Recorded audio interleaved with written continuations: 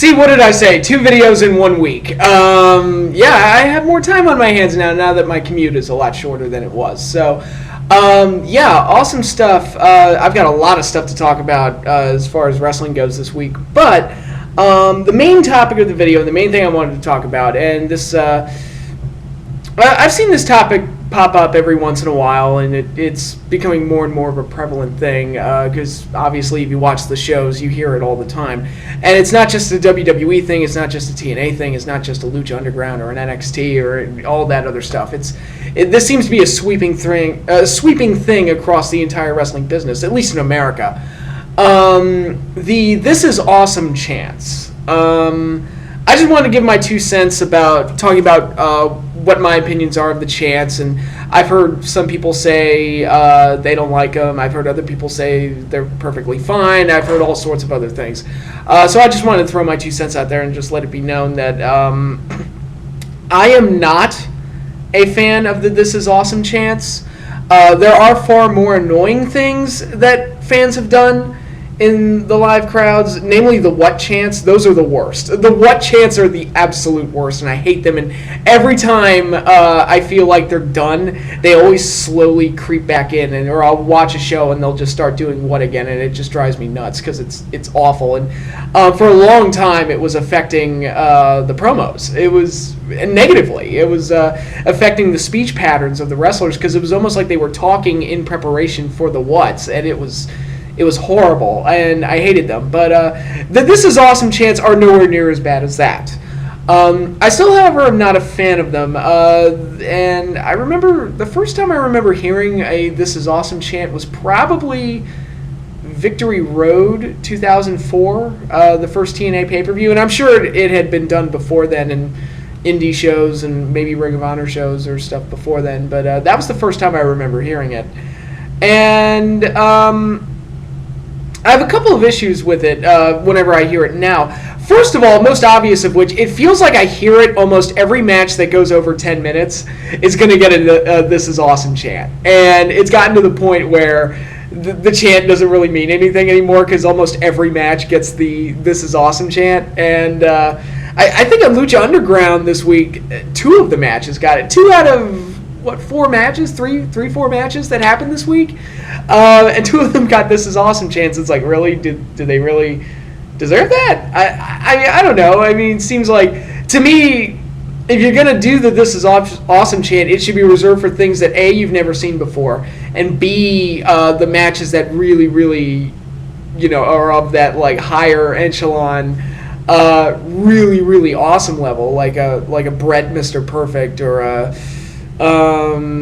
like a Tanahashi Okada or a Lesnar Punk or something like that. A match like that.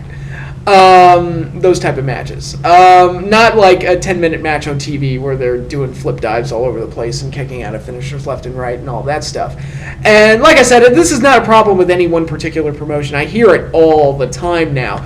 And because I hear it so frequently, the chant has no meaning to me. It's just like, okay, this is awesome. Everything's awesome now. Everything is awesome, like the Lego movie said. Everything is awesome. So because it happens so frequently, it just doesn't have any kind of meaning or impact to it anymore. Because how many matches that get the chant truly deserve a "This is awesome" chant? But another reason I'm not really a big fan of it, and this is just more my perspective of pro wrestling, what my mood is and what my mentality is while I'm watching it. I'm going to use NXT as an example. Our Evolution, the Sami Zayn Adrian Neville match.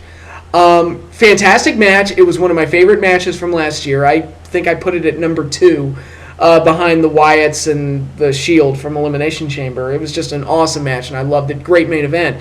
And the NXT crowd is typically great, and they were great in this match, and I'm going to point out why in a minute. But at one point, Adrian Neville kicked out of a Sami Zayn finisher. It wasn't a haluva kick. I don't remember what the move was, but there was a big kick out from Adrian Neville, and the crowd started chanting "This is awesome." And to me, that really kind of doesn't really make sense to me. And I know the fans are looking at it as like, oh, this is an awesome display with great athleticism. These guys are great workers and they're great at their job or whatever, and that's their mindset. My mindset is I'm trying to get completely sucked into the story. And the story here that's being told is that I want Sami Zayn to win. I want Sami Zayn to beat Adrian Neville, win the title, and achieve his dream, and undo all the negativity thrown at him, and destroy any doubt that he can, quote, win the big one, his big road to redemption or whatever. And that was the story that was on my mind while watching the match. I want Sami Zayn to win. If Adrian Neville kicks out, that to me is a bad thing, because the guy I want to win isn't going to win. And yes, I know wrestling's a work and everything, but again, I'm trying to immerse myself in the story. It's kind of like I know it's not real. I know it's not like football, because if again, going back to Super Bowl 42, I mean, when Randy Moss caught that touchdown pass with 3 minutes left to go, that was like a rusty dagger through my heart. I wasn't thinking, oh my God, we've got like this amazing finish coming to the game. I was thinking, oh my God, the Giants might not win the Super Bowl. That's a very bad thing.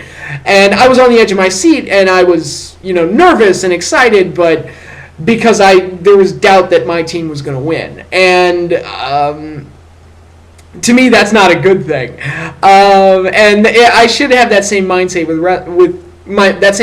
wrestling, because again, I want to get lost into the story. I want to accept for the 25 minutes that Sami Zayn and Adrian Neville are, bell to bell wrestling each other. I want to buy it. I want to accept it. And I don't want to be thinking about the good work rate or anything. I want to be completely immersed in what I'm seeing. So to me, Adrian Neville kicking out is a bad thing. It's not a this is awesome thing. It is a very bad thing, because it means the guy that I want to win didn't get the win right away, or there's a chance that he might lose now because he couldn't put Adrian Neville away with that big move or whatever. And that's my mindset. And to highlight how the crowd was very good in that match and really accepted the psychology of the whole story, when Sami Zayn picked up the NXT title and wanted to hit Neville with it, the crowd started going, no, which fit perfectly within the story, because the whole idea was that Sami Zayn was too nice. He was too good-hearted to win the title. He couldn't be doesn't have that killer instinct needed to become a champion, and Sami wanted to prove that he could be who he is and still win the big one. And in that moment, he came to that crossroads, the last temptation of Sami Zayn, and the crowd did not want him to compromise himself. It's like, we want you to win, but we don't want you to compromise who you are. We like you the way you are. We don't want you to compromise yourself. No. And to me, that was the best part of the match, and kudos to the crowd for going along with the story and accepting what they were seeing, and really put that match over the top for me. And for a match that has so many great athletic moments, great big moves, and big high spots, it was really that moment that really put it over the top for me and really made it one of my favorite matches of the year, because it just clicked. The psychology was there, the story made sense, and it was just fantastic all around. But that same attitude that the crowd applied in that instance is what I wish I would see on a more regular basis. And I feel like the "This is awesome" chants kind of, I don't know, get in the way of that, I guess, to a certain degree. It's like, when I'm watching the show, I want to be watching characters and stories and, build-ups and, payoffs through the matches and everything. The "This is awesome" stuff kind of takes me out of it. I don't, and I hope that makes sense what I'm talking about. And like I said, I mean, there are worse things crowds could do, and I've seen worse. And this is awesome chant is not a truly horrible thing, so I don't want to sound like a complete stick in the mud, but there is a bit of that old fogey in me that's kind of like, yeah, back in my day, we used to chant like this, and yeah, that's just the kind of mindset I have, and to me, the "This is awesome" chants just don't really do it for me. That said, of course, if you still like the "This is awesome" chants and if you're at a show and you want to do it, I'm not going to stop you, and obviously you don't necessarily have to listen to me anyway. You paid your money, you do whatever you want, but I just wanted to put that into perspective and show, like, my mindset of "This is awesome" doesn't really come into play until after the event or after the match is over when I'm getting ready to review it or talk about it with other people. But when I'm watching the show, I try to like accept what I'm seeing, much like I would a movie or a television show. And various other things, but I guess that goes into what Triple H and Stone Cold were talking about this week on the podcast, where Triple H and Austin pretty much said kayfabe is dead, and it's hard to kind of get that believability back. Although, I guess that's a good segue into talking about the various things that have been going on in wrestling this week. This is going to sound strange, especially coming from me, and how negative I've been on the WWE this week. I actually enjoyed Raw this week. I actually liked it. It had a storyline throughout the entire show with the whole Roman Reigns thing. They presented Roman better than they had in the past. They created an interesting main event for the pay-per-view, the upcoming pay-per-view, Fastlane. There was some story development, character development, namely the Miz and Mizdow stuff I thought was handled really well. And oh my God, they might actually get that feud to WrestleMania. I'm impressed. That one, the storyline between Miz and Mizdow goes all the way back to October, September of last year? My God, that is... And it's actually been a good story with characters that people like. So there was some good stuff on this show that I really enjoyed. I really liked the Ryback and Harper match. I thought Ziggler and Bray had a good match. The Bryan Rollins main event to close the show was great. Very, very good. So overall, I just really enjoyed Raw this week. It's crazy. It's insane. But WWE managed to bounce back after the Royal Rumble fiasco and at least create a good episode of Raw. Can they maintain that? I don't know. I also have my doubts about the Reigns and Bryan main event because I'm not convinced that Bryan's going to win. I'm pretty sure they're pretty dead set on Lesnar versus Reigns, and if that's so, I think this main event might be a mistake. Not because I'm a Daniel Bryan fan, but okay, WWE, you want to make Roman Reigns into your big babyface star? Having him get the heat for beating Daniel Bryan and keeping him out of the main event at WrestleMania might not be the way to go because the fans are just going to hate him more. Now, if you want to make a heel out of him, great. That's a good way to do it. But if you want him as your top babyface, I don't think that's going to do him any favors. I think you're going to be hurting him in the long run. You're going to kill your WrestleMania main event, which I'm still not completely sold on. Again, they've got a lot of work to do with Reigns to get him ready for that and to make him an acceptable candidate for that spot, but again, we shall see.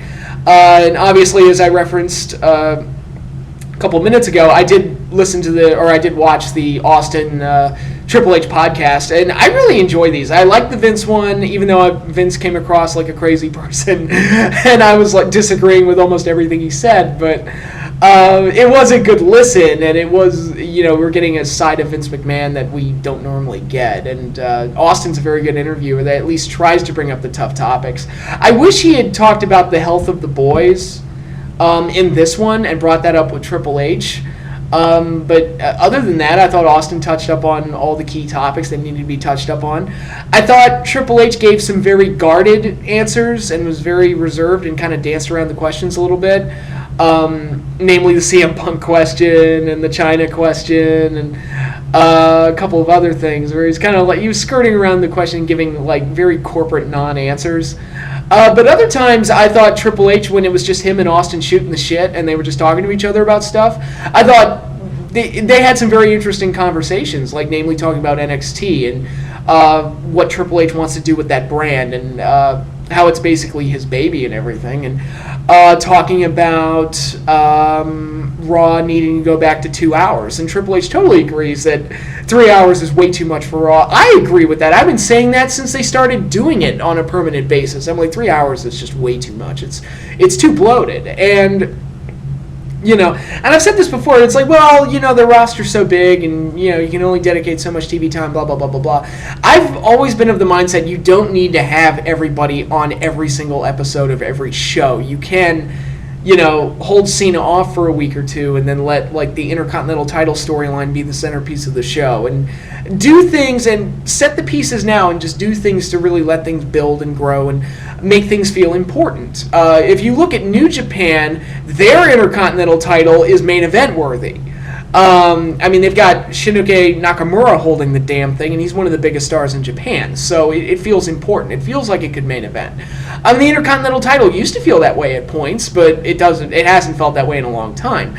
You could do that by making it a key integral storyline that you could follow for one episode of Monday Night Raw, a 2-hour episode. Like, actually, I remember an old episode of Raw, Triple H and Mark Marrow, and their Intercontinental title match. It was supposed to be Triple H versus Mr. Perfect, but then Perfect faked the injury, and then that set up the Intercontinental title match, and then it turned out to be a swerve, and Hennig betrayed Mark Marrow and helped Triple H win the Intercontinental title, and it was all this big conspiracy and everything. And it was a pretty good episode for 96 Raw, and the main focus of the show was the Intercontinental title, and there's nothing wrong with that, and you can go back to doing things like that. Or not everything needs to be about the world title or the main story. You can give that a break. Actually, on NXT this week, Sami Zayn and Kevin Owens were not featured on the show in the arena. There wasn't a big brawl. They did the contract signing last week, so it's like, all right, we'll just do video packages and promos. And the video package they did was very, very good, and that's fine. You can switch guys out and make it better and make the show feel fresher. Lucha Underground does that. NXT does that. But for some reason, WWE and TNA feel the need to cram everybody onto every episode, and it just feels bloated. But yeah, I definitely agree with Triple H. They should definitely go back to 2 hours. And overall, I thought it was a very good interview, a very good listen. And I think if the WWE Network continues to have things like that, I think that's a good thing. Like I said before when I talked about the Vince one, their own brand of shoot interviews. Because, RF Video and High Spots, they're not going to get... They're not going to get Triple H. They're not going to get Vince McMahon. They're not going to get Stephanie McMahon. They're not going to get The Undertaker. WWE Network can get those things. And I'll tell you right now, if Austin did a podcast with Undertaker, I would watch that thing in a heartbeat because, oh my God, because Undertaker is so guarded and so, you got to protect kayfabe with him so hard, and which to me is kind of funny to do that. But anyway, if they did that with Undertaker, if he was willing to do that podcast with Austin, I'd watch it in a heartbeat because I would love to get Undertaker's perspective on so many things because he's been there for so long and saw everything. I mean, he was there from like the tail end of the Hogan era all the way through the Monday Night Wars and all the way through the Cena era and all that stuff. So I would love to get Undertaker's take on a lot of things. And even John Cena, if he was willing to do the podcast, I think that would be a great perspective because Lord knows I'm sick of listening to the Baptist preacher that we get on Raw every week. So I would like to see that more human side of John Cena and see what he really thinks of certain things, or at least try to get like human emotion and real answers out of him. Because I was watching the show this week, and it's amazing to me how Cena sounds more like a promoter than he does a wrestler. Like he's there to hype up the crowd and promote things that have nothing to do with him. So it's like, are you like an active participant of this roster, or are you like the promoter, or are you secretly the promoter? And it's just really weird the way he talks sometimes, but whatever. But anyway, yes, I did enjoy the Triple H Austin podcast.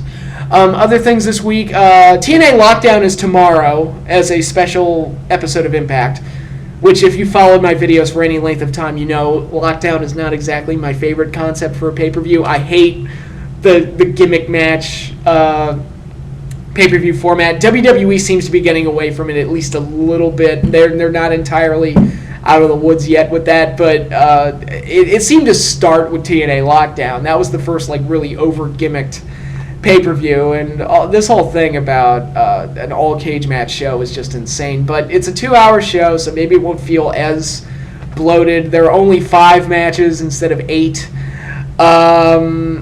You're getting a Lethal Lockdown match, Team Angle versus the Beatdown Clan, which, it feels like TNA is always doing, the Evil Stable angle. They don't know how to do anything else. And even the Evil Stable angle, they've hardly ever done well. But, there's that. Bobby Roode versus EY, I guess the feud on paper deserves a cage match, but it's just, I don't care about EY as a serious contender. That's part of the... It's not that he's a bad worker. I think EY is a good worker. It's just that for so long he was a joke, and then all of a sudden they expect me to buy him as world champion and then buy him as a top heel and all this stuff. And he's kind of the Bret Hart You know, like what Bret Hart was to the NWO, Eric Young is to the Beatdown Clan, where it's like, oh, he's not really a member, but he hangs around with them all the time. Sure. Okay. One cool match I think they're doing is Awesome Kong versus Havoc. I think that could be like... It's really cool that the Power Bruiser Monster match is actually the one involving the women. I think that's actually a cool, different thing, and really unique... a unique little thing that they have there, and I think that's pretty cool. I don't know how the match is going to turn out, but I think on paper it's actually at least a cool-looking match. So we'll see how Lockdown turns out. I'll probably have a review for it at some point next week. What else?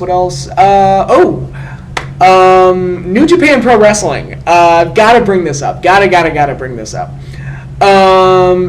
Not to be beat out by the WWE Network offering their subscriptions for free. New subscribers get the WWE Network free for the month of February.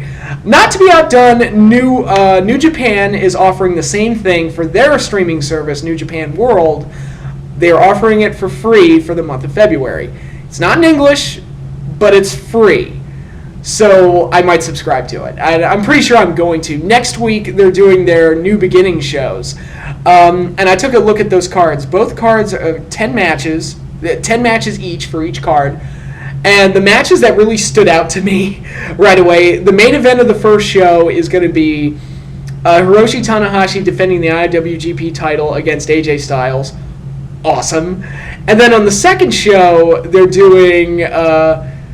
Tomohiro Ishii versus Togi Makabe for the Never Openweight Championship, which anybody who saw my review of Wrestle Kingdom 9, you know I loved that match. So, hell yeah, I want to see it again. I want to watch those two gorillas beat the hell out of each other. That'll be great. That'll be awesome.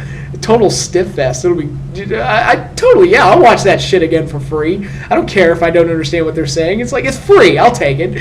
You know, I'd say shut up and take my money, but oh wait.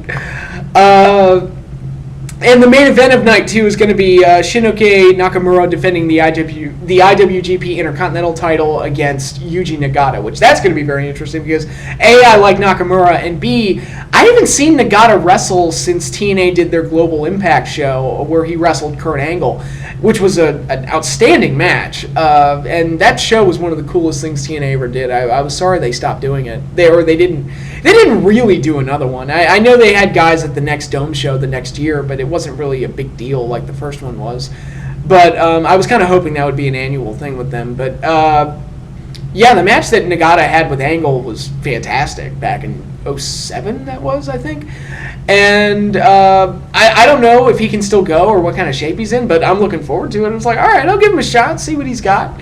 You know, and he's working with Nakamura, who's awesome. So okay, cool, that'll be great. I think Liger's on the card, which last time I saw Liger, he looked decent at least, and being covered head to toe definitely hides a lot of his age, and it's pretty amazing. It's like for what is he, 50 years old, that he can still do some of the things he can do. It's pretty remarkable.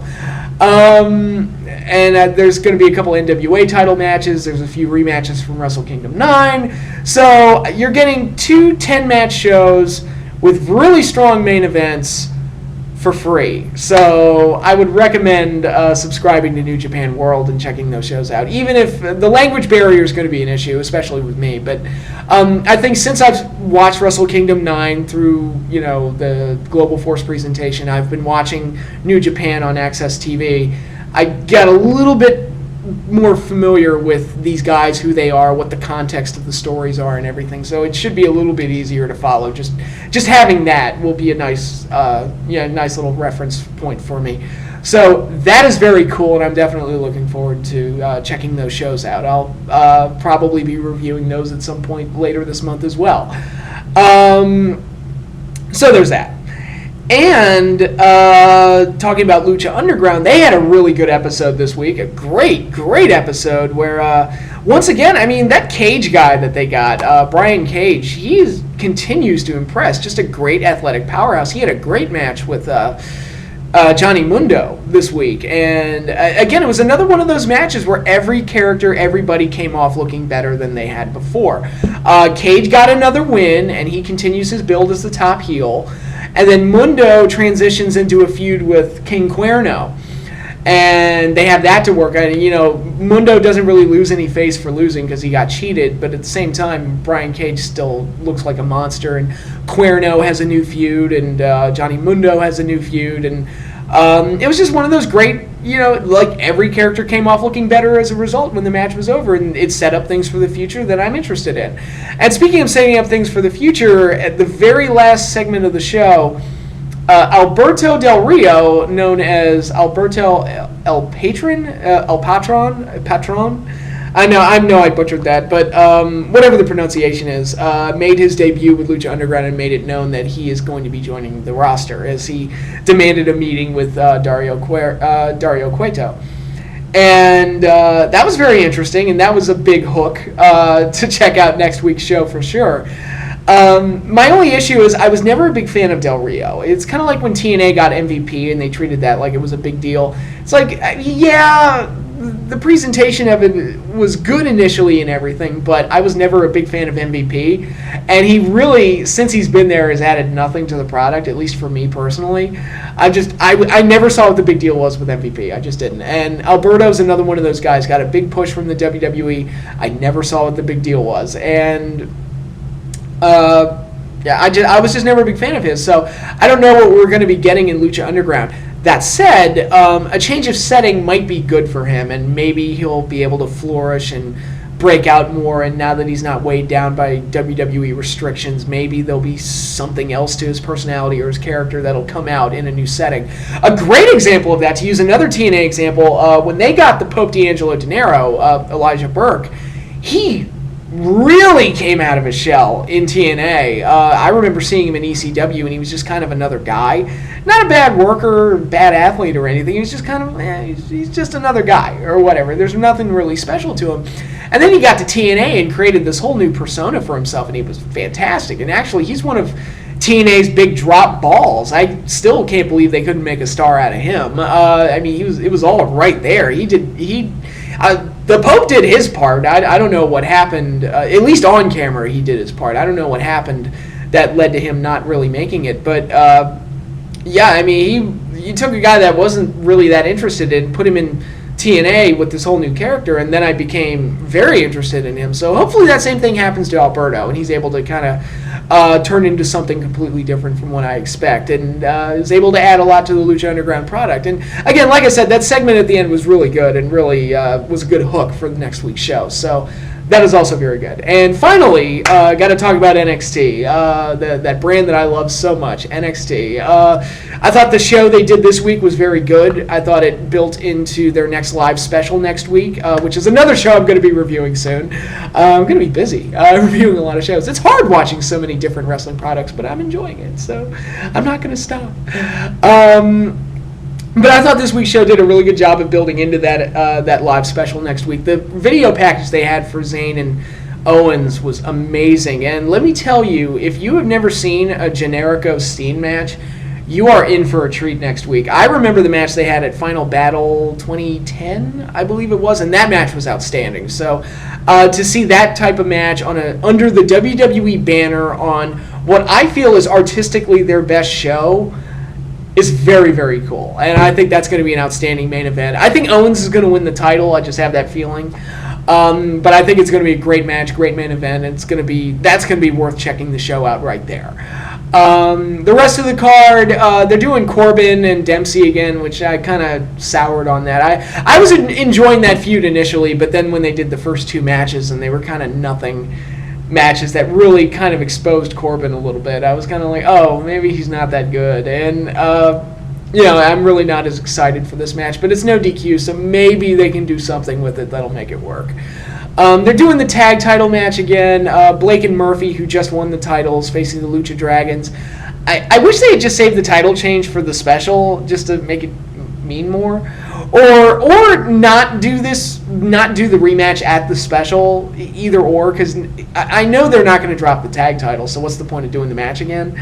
I would have rather, because they've set this feud up, I would have rather seen Tyler Breeze versus Hideo Itami. I would have rather seen that match again rather than doing the tag title match or the no DQ Dempsey Corbin match, but I'll take it, and it'll be a good tag match. I like Blake and Murphy. I think there's a lot of untapped potential there. I think they won the titles too soon, and they weren't built up well enough to get to that point, which is a rare mistake from NXT, but I expect a good match out of these two teams. I think it'll be good. Then you got the women's title match, 4 corners match, Charlotte versus Bayley versus Sasha Banks versus Becky Lynch.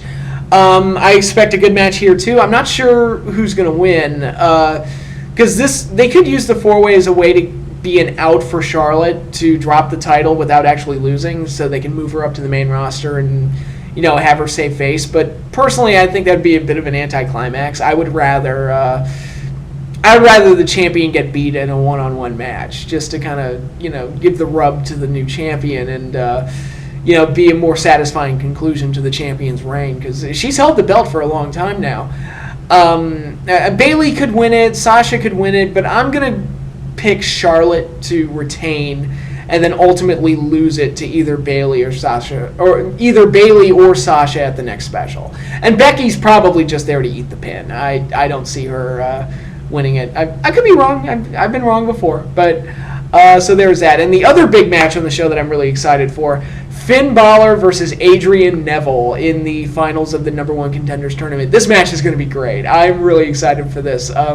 You have the best NXT champion from last year taking on this guy that really got a lot of hype surrounding him and really caught a lot of people's attention at the last TakeOver special, and that entrance of his, and a lot of people are getting on the Finn Balor bandwagon. So so there's a lot of intrigue there. The context is there because the championship match is on the line. It's for the number 1 contendership, so there's a lot of great context, a lot of great intrigue. They just got to go out there and deliver, and I think they can, and I think they will. I think Neville and Balor will go out there and have a fucking awesome match, and I think it'll be great. And I would give it to Finn Balor.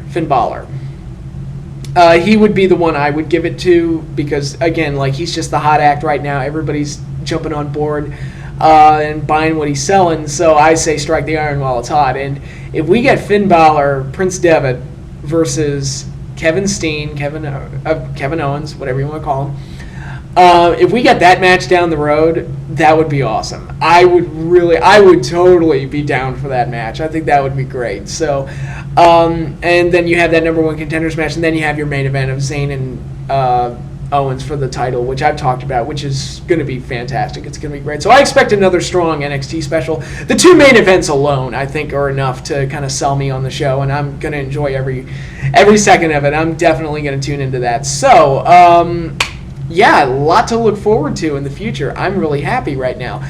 A lot of great stuff. And, hey, I even enjoyed Raw this week, so everything came up good. That's all I have for tonight. Thank you all for watching. I will be back next week with more videos, so stay tuned.